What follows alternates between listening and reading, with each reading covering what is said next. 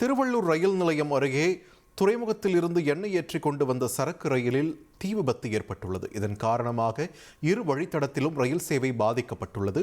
கூடுதல் விவரங்களை வழங்க இணைகிறார் எமது செய்தியாளர் பாலாஜி. பாலாஜி, வணக்கம். தற்பொழுது தீயை அணைக்கும் பணியில் சுமார் எத்தனை குழுவினர் ஈடுபட்டிருக்கிறார்கள்?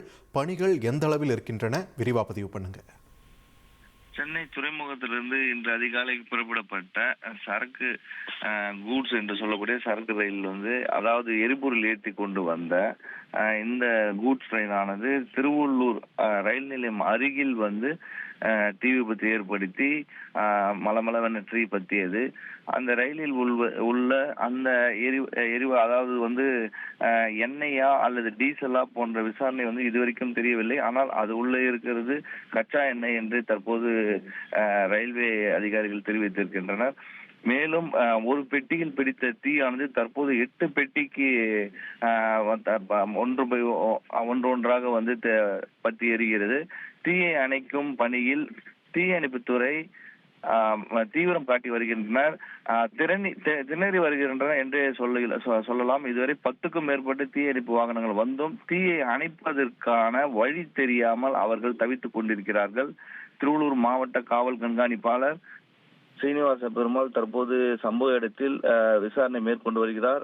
அருகே உள்ள அந்த இருளர் காலனி என்று சொல்லக்கூடிய இருளர் பகுதி மக்கள் 100க்கும் மேற்பட்ட குடும்பத்தினர் அங்கிருந்து அப்புறப்படுத்தி வருகிறார்கள்.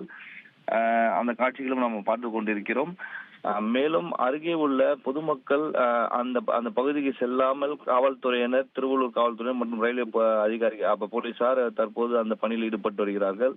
தீயை அணைப்பது ஒரு பெரிய சவாலாக தீயணைப்பு துறைக்கும் ரயில்வே துறைக்கும் இருக்கிறது. மேலும் சென்னையிலிருந்து இன்று செல்லக்கூடிய மைசூர் எக்ஸ்பிரஸ், சதாப்தி எக்ஸ்பிரஸ், கோவைக்கு செல்லக்கூடிய சதாப்தி எக்ஸ்பிரஸ் ஆகிய அனைத்து ரயில்களும் சென்னையிலே நிறுத்தப்பட்டிருக்கிறது. மேலும் சென்னைக்கு வரக்கூடிய பெங்களூரிலிருந்து வரக்கூடிய எக்ஸ்பிரஸ் மற்றும் மும்பையிலிருந்து வரக்கூடிய எக்ஸ்பிரஸ் ஆகிய அனைத்து எக்ஸ்பிரஸ்களும் அங்கங்கே நிறுத்தப்பட்டிருக்கிறது. மேலும் பதிவு செய்து இன்று பயணிக்கும் அனைத்து பயனாளிகளுக்கான பயணச்சீட்டு ரத்து செய்யப்பட்டிருக்கிறது. அவர்கள் தொலைபேசியில் தற்போது துண்டு செய்தியானது வந்து கொண்டிருக்கிறது. டெக்ஸ்ட் மெசேஜ் என்ற கூடிய செய்திகள் வந்து கொண்டிருக்கிறது.